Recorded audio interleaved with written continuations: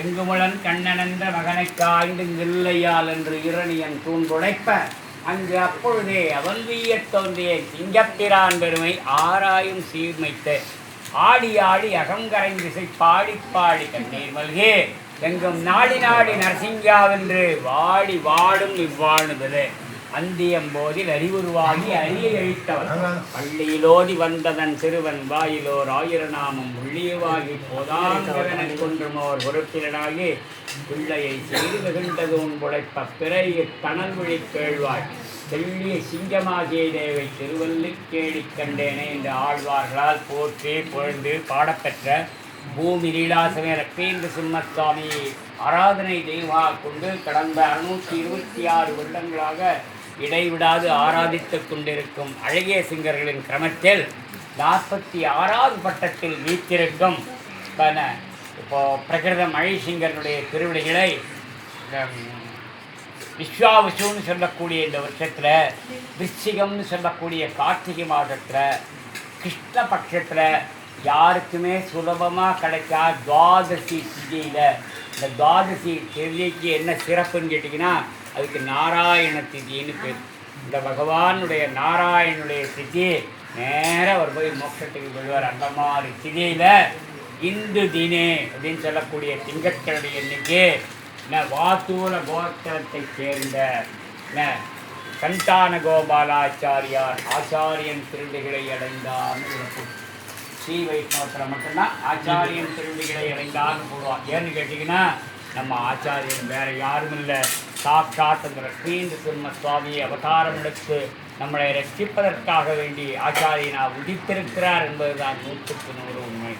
இது எதிலிருந்து புலனாகிறது என்று கேட்டால் கண்ணினும் சிறுத்தாம்பு 24 பிரபந்தங்களில் உண்டான கண்ணினும் சிறுத்தாம்பு அப்படிங்கிற பிரபந்தத்தில் தன்னுடைய ஆச்சாரியனான நம்மாழ்வாரை பற்றி சொல்லும்போது இவர் கண்ணினும் சிறுத்தாம்பி இயக்கிய மதுரவி ஆழ்வார் அழகாக சொல்கிறார். கண்ணினும் சிறுத்தாம்பினால் கட்டுண்ண பண்ணிய பெருமாயன் என்ன பண்ணுங்கிறார். பகவான் கிருஷ்ணன் வாயில் 14 லோகத்தை அடைக்கின்றிருக்கான். பகவான்னு தெரியல யசோதை தரத்தர விஷமம் செய்கிற குழந்தைன்னு தரத்தரன்னு கையை பிடிச்சி விட்டுன்னு வந்து அங்கே விளக்கக்கூடிய தாழ்வு கைத்தால் போட்டு கையை கட்டி போடுறான். பகவான்னு காட்டிக்க விரும்பான கிருஷ்ணன் கட்டுண்டு நிற்கிறான். அப்பேற்பட்ட சாட்சாத் தென்பெருமானான கிருஷ்ணனை என்னுடைய ஆச்சாரியனான நம்மாழ்வார் சொரூபத்தை நான் பார்க்குறேங்கிற இந்த பிரபந்தங்கள்லாம் சத்தியங்கள் என்பதனால் அந்த ஆழ்வாருடைய கூற்றுப்படி என்னுடைய ஆச்சாரியன் வேற யாரும் இல்லை, சாட்சாத் அந்த லக்ஷ்மீந்திர சுமனை அவதாரம் எடுக்கிறமை ரட்சிக்க வேண்டி அவதரித்திருக்கிறார் என்பதுதான் 100% உண்மை. என்ன செய்கிறார் ஆச்சாரியர் அப்படின்னா பயனன்னாகிலும் பாங்கல்லராகிலும் செயல் நன்னாக திருத்தி பணிகொள்வான் அப்படிங்கிற. நான் ஸ்ரீ வைஷ்ணவத்தில் பிறந்துட்டேன், ஆனால் என்னை பார்த்து எல்லாரும் ஸ்ரீ வைஷ்ணவத்தை பொறுத்த வரைக்கும் யூஸ்ப்ளஸ் சொல்லிங்க. ஸ்ரீ வைஷ்ணவத்தை பொறுத்த வரைக்கும் இன்டிசிப்ளினேரியன் பாங்கல்லராகிலும் அப்படிங்கிற. எனக்கு ஸ்ரீ வைஷ்ணவ டிசிப்ளின்னு ஒன்று இருக்குது, அது எனக்கு போரல. அப்போ நான் என்ன பண்ணணும்னா ஆச்சாரியனை அடைந்து பஞ்சசம்ஸ்காரம் செய்து கொண்டால் என்னை வைஷ்ணவ பாதைக்கு திருப்பி மந்திரங்களை உபதேசித்து இந்த உலகத்தில் சிறந்த நல்வாழ்க்கையை வைஷ்ணவ வாழ்க்கையை வாழ்ந்துவிட்டு இந்த உலக வாழ்க்கைக்கு பிறகு பெருமாளுக்கு கைங்கரி செய்யக்கூடிய வைகுந்தத்தில் இருக்கக்கூடிய பெருமாளுக்கு கைங்கரி செய்யக்கூடிய ஒரு பாக்கியத்தை ஏற்படுத்தப்படுகிறார் நமது ஆச்சாரியன் என்பதுதான் 100% உண்மை. பஞ்சசம்ஸ்காரம் அப்படிங்கிறது என்னன்னு கேட்டிங்கன்னா ஸ்ரீ வைஷ்ணவனுக்கு பிறப்பிலிருந்து இறப்பு வரை 40 சம்ஸ்காரங்கள். அதில் 5 சம்ஸ்காரங்கள் ஆச்சாரியிடம் வந்து பெறப்படும். முதலாவது சம்ஸ்காரம் என்னன்னு கேட்டிங்கன்னா ஆற்றுல குழந்தை பிறந்த உடனே பட்டாரால் நெல் மேலே பறித்து சமஸ்கிருதத்தில் ஒரு திருநாமம் ஒன்று எழுதுவான். இந்த குழந்தைக்கு அந்த காலத்துலலாம் 5 வயசுலையோ 7 வயசுலையோ ஒப்பனாயனம் பண்ணிடுவாள். பண்ண உடனே அன்றைக்கே போய் சமாசனம் பண்ணிட்டு வந்துடுவாள். பஞ்ச சம்ஸ்காரம் போய் ஆச்சாரியன்ட்ட பண்ணிடுவார். இந்த ஆச்சாரியன் அப்போ அந்த குழந்தையை பார்த்து கேட்பார், உன்னுடைய திருநாமம் என்னன்னு. இந்த குழந்தை பதில் சொல்லும் ஆச்சாரியனுக்கு. ஆச்சாரியன் தன்னுடைய வாயால் அந்த நாமத்தை ஒரு தரம் சொல்லுவார். அதுதான் நம்மளுக்கு சர்மனாவது. நம்முடைய சர்மன் என்னன்னு கேட்கணுமோ ஆச்சாரியன் திருக்கவையர் என்பதை நாம் கொள்ள வேண்டும். இரண்டாவது சம்ஸ்காரம் என்னன்னா இந்த தேகமும் இந்த தேகத்துக்குள்ள அந்தரியாமியாக இருக்கக்கூடிய பகவான் பவித்திரமாக்கப்படுதல் வேண்டும் என்ற நோக்கோடு பலகந்த செஞ்சிடராய் திகழ்த்திரு சக்கரத்தின்னு பெருமாளுடைய மாமனாரான பெரியாழ்வார் கூற்றுப்பிடி நம்ம வலதுகை சங்கரமும் இங்கே சங்கமும் சங்கமும் செம்பி சக்கரத்தை பொருத்துவார். அப்போ என்ன ஆகுதுன்னா இந்த தேகமானது ஸ்ரீ வைஷ்ணவ காரியங்களை செய்ய ஏதுவாக்கப்படுகிறது என்பதை ஸ்ரீ வைஷ்ணவர்கள் தெரிந்து கொள்ள வேண்டும். அந்தராத்மாவாக இருக்கக்கூடிய பகவானும் பவித்திரனாக்கப்படுகிறான் என்பதை ஸ்ரீ வைஷ்ணவர்கள் தெரிந்து கொள்ள வேண்டும். மூன்றாவதான சம்ஸ்காரம் என்னன்னா, ஆச்சாரியன் அனுகிரகம் பெற்ற அனைத்து ஸ்ரீ வைஷ்ணவர்களும் தினந்தோறும் கேசவாதி நாமாதிகள் சொல்லி எந்தெந்த இடத்தில் துவாதச குன்றங்கள் தரிக்க வேண்டும் என்று ஆச்சாரியன் நம்மளுக்கு கேசவா நாராயண ஒரு கோல் ஒன்று வச்சிருப்பார். சாரி, கேசவா நாராயணா மாதவா கோவிந்தா விஷ்ணவே உசூனா திருக்கிரமா வாம்னா ஸ்ரீகரான்னு ஒவ்வொரு இடத்துல கோலால் சுட்டு அந்த 12 நாமங்களையும் தரித்து கொள்ள வேண்டும்.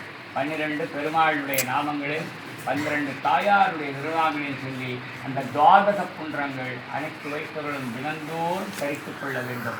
அது நமக்கு சொல்லித்தர 12 பெருமாள் நாமம் 12 தாயார் திருநாமம் எல்லாம் சொல்லுவார்.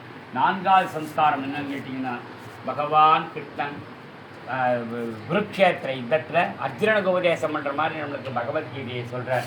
சர்வ தர்மான் பரிஜ்ய மாம் ஏகம் சரணம் பிரஜ அகம் வா சர்வ பாப்பேத்யோ மோக்ஷயிஷ்யாமி மாச்சிட்டகாங்கிற. ஏன்னா என்னை சரணாகதியோட உன்னுடைய சகல பாபங்களையும் போக்கி நான் உனக்கு மோட்சத்தை தருகிறேன்னு பகவான் தன் வாயால் அர்ஜுனனுக்கு சொல்கிற மாதிரி நம்மளுக்கு சொல்கிறார். கண்ணினம் சிறுத்தாம்பு பிரகாரம் பார்த்தீங்கன்னா நம்மளுடைய ஆச்சாரியன் தான் நம்மளுக்கு பகவான் என்று நிரூபிக்கப்பட்டு விட்டது. அதனால் ஆச்சாரியனை இணைந்து யார் பஞ்சசம்ஸ்காரம் செய்து கொள்கிறார்களோ அவருடைய சரணாகதி ஏற்றுக்கொள்ளப்பட்டு இந்த உலகத்தில் ஒரு தலைச்சிறந்த வைஷ்ணவ வாழ்க்கையை வாழ்ந்துவிட்டு இந்த உலக வாழ்க்கைக்கு பிறகு பெருமாளுக்கு பெங்கிரியுடைய ஒரு பாக்கியத்தை ஏற்படுத்தி தருகிறார் நம் ஆச்சாரியன். 5வது சம்ஸ்காரம் என்னன்னு கேட்டிங்கன்னா, 3 முக்கியமான ரகசிய மந்திரங்களை நம்மளுக்கு சொல்லிக் கொடுக்குறார் ஆச்சாரியன். இந்த உலகத்தில் வேறு எந்த மதத்திலையும் இல்லாது, எந்த உலகத்திலையும் இல்லாது.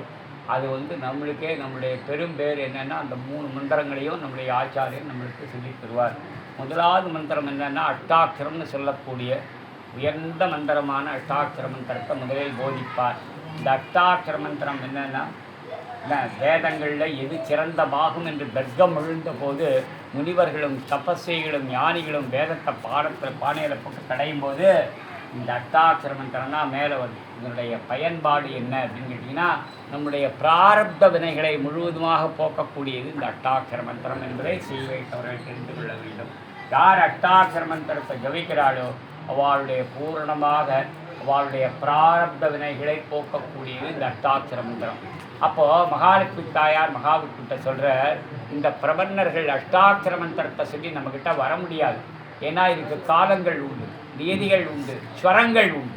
அது பிரகாரம் அதெல்லாம் அனுசரித்து தான் நம்ம இந்த மந்திரத்தை ஜபம் பண்ணோம். அப்போ தான் இந்த மந்திரத்தை பலிக்கும் அப்படின்னு சொல்லிட்டு, அதனால் இந்த பிரபன்னர்கள் அதெல்லாம் சொல்ல முடியாத சுலபமான ஒரு மந்திரத்தை சொல்லுவோன்னு மகாவிஷ்ணுகிட்ட நம்மளுக்காக பரிந்து வேண்டி கேட்டுக்கொள்கிறாள் மகாலட்சுமி தாயார்.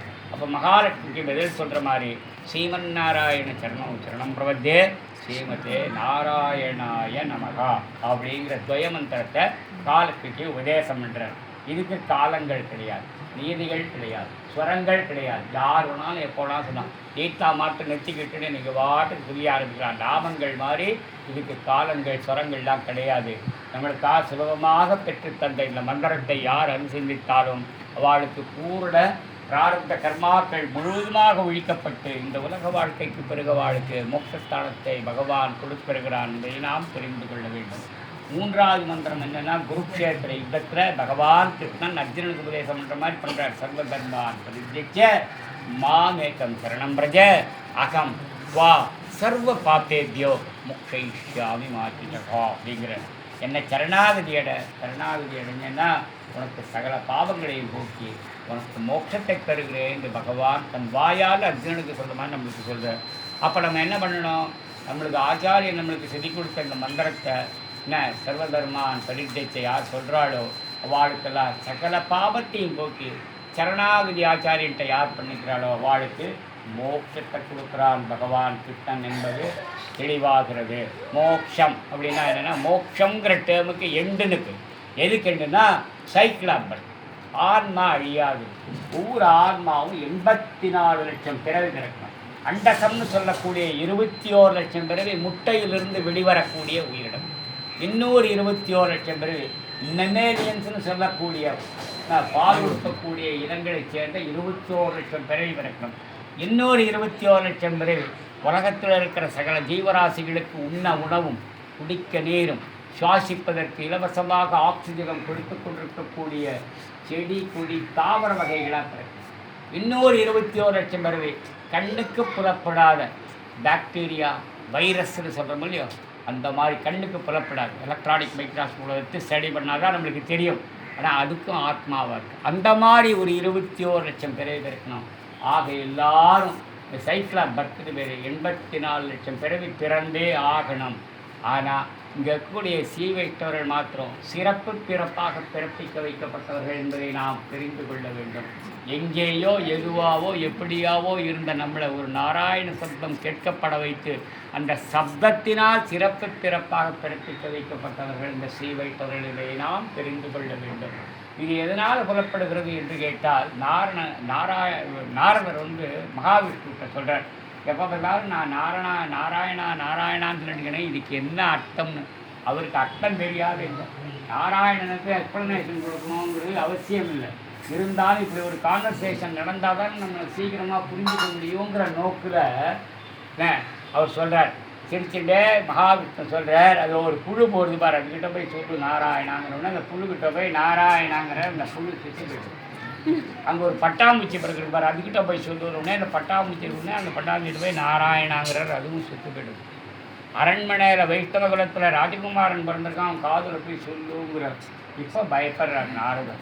இந்த புழுவை கேட்பார் இல்லை, இந்த பட்டாம்பூச்சியை கேட்பார் இல்லை. இந்த நாராயண சப்தத்தினால் இட்ட விபரீதம் இந்த குழந்தைக்கு ஏற்பட்டிருக்குன்னா அந்த ராஜா நம்மளை சும்மா விடுவானோன்னு யோசிக்கிறார். இந்த பக்கம் கட்டளை இட்டவர் மகாவிஷ்ணு. அதனால் அவர் கட்டளையை மீற முடியாது என்ற காரணத்தால் அப்போ சொல்கிறார், இந்த குழந்தைகிட்ட போய் நாராயணான்னு சொல்கிறார். இந்த குழந்தைக்கு ஒன்றும் ஆகலை.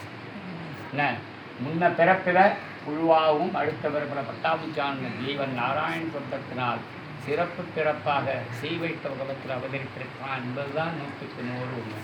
ஏன்னா இந்த மானிட பிறப்பு 84 லட்சம் பிறப்பில் ஒரே ஒரு பிறப்பு தான் மானிட பிறப்பு.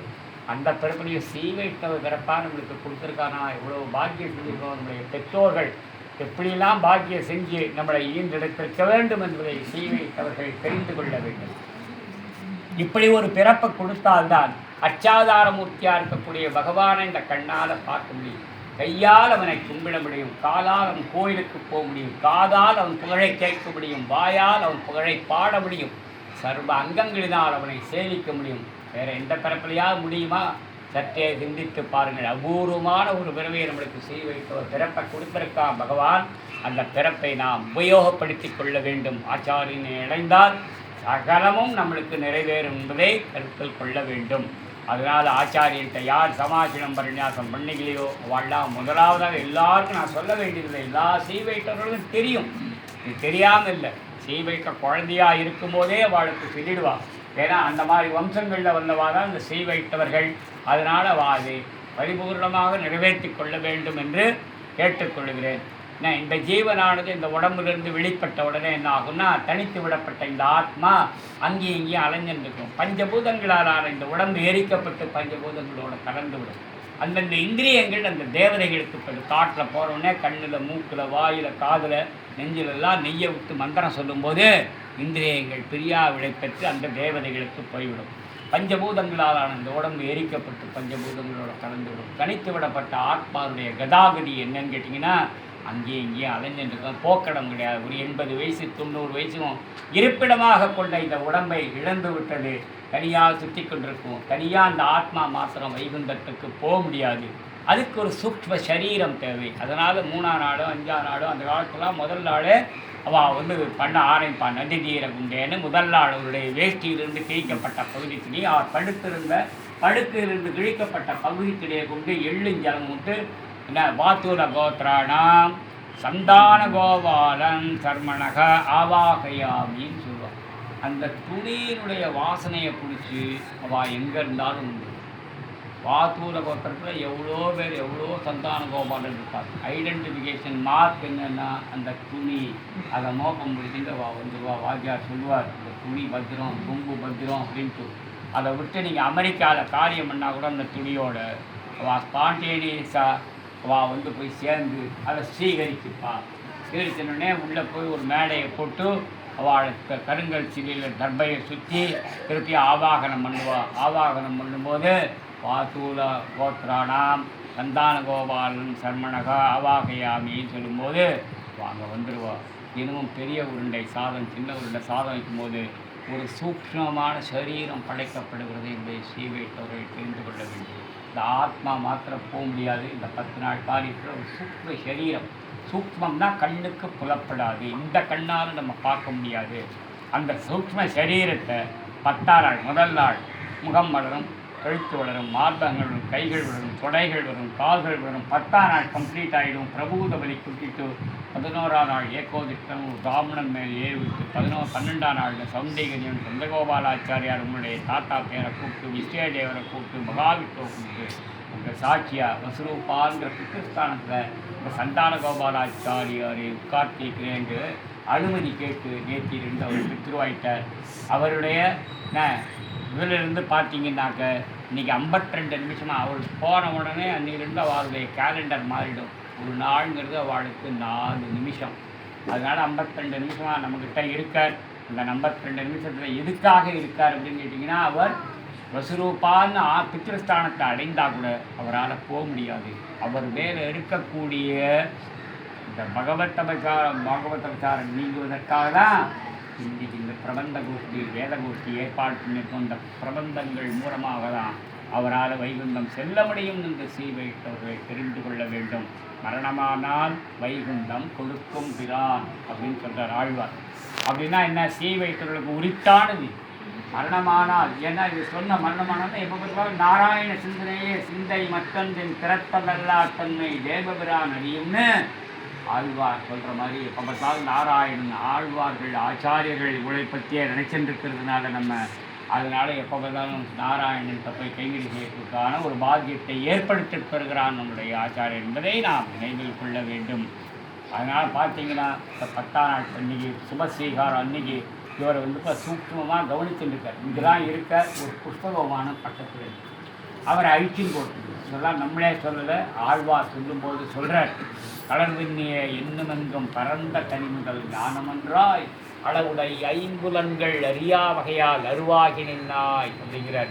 இந்த கண்களால் நம்ம ஒரு இன்ஃப்ராரெட்டோ அல்ட்ராரெட்டு ஒரு வயலட் ரேசியோ நம்மளால் பார்க்க முடியாது. பகவானை காட்டு நான் அப்போ தான் நம்புவேன்னு சொல்கிறதெல்லாம் முட்டாயிடும். இந்த கண்ணால் நம்ம பார்க்க முடியாது. இதுக்கு லிமிட்டேஷன் இருக்குது. ஆழ்வார் 5000 வருஷத்துக்கு முன்னாடி சொல்கிறார், அளவுடை 5 புலன்கள் அறியா வகையால் அருவாகி நின்னாய் வளருடி ஈசனை மூர்த்தியை பூதங்களைந்தை சுடரை சிலருடைய அண்ணனை மாயனை தாழ்வற்றி யானென்றும் கேடு நினைங்கிற எனக்கு எந்த விதமான கேடு வராது. ஏன்னா ஆச்சாரியனுடைய அனுகிரகம் பெற்றிருக்கேன். இந்த ஆச்சாரியனுடைய தனியங்களை சொல்லிட்டு இருக்கேன், பகவான் நாமாவை சொல்லியிருக்கேன், எனக்கு எந்த விதமான ஒரு கேடு வராது. நம்மாழ்வார் சொல்கிறார். கேடல் விழுப்புகள் கேசவனோ கடகோபன் கண்ண பாடலோ ராஜரக்களையுமோ பக்கம் வைத்தவல்லாக்கு அவன் நாடு நகரமும் நன்குளம் காண அவன் நாடான வைகுந்தத்தக்கான நலனிடை ஊர்தி பண்ணி. ஊர்திங்கிறது டிரான்ஸ்போர்ட்டேஷன் பிளேன். அந்த புஷ்பகமான கண்ணுக்கு தெரியாததுன்னு ஒரு ஏற்றின் போட்டுக்கு அமானவன் ஒரு பூதனோட ஏன்னா ஸ்ரீவைஷ்ணவ குலத்தில் பிறந்திருக்கார். ஆச்சாரியன் அனுகிரகம் பெற்றிருக்கார். ஆச்சாரியன் அனுகிரகம் பெற்றா என்ன அட்வான்டேஜ்னு கேட்டிங்கன்னா, இன்றைக்கி நம்ம போய் ஆச்சாரியன்ட்ட போய் சமாசீனம் பரிஞாசம் பண்ணிக்குவோம். அன்றைக்கி எம்பெருமானார்னு சொல்லக்கூடிய ராமானுஜர் கண்ட்ரோலில் வரும். இந்த ராமானுஜர் கண்ட்ரோலில் வரும். நான் சொல்ல பல்லுயிர்க்கும் பெண்ணின் தரன் வீடளிப்பான் என்று ராமானுஜர் திருவரங்கர் தமிழர் சொல்கிறார். அங்கிருந்து பார்த்துருக்கார். அம்மா நம்ம போய் கல்வி சக்கர முத்ரா குச்சின்னு வரணும், அதோட முடியல.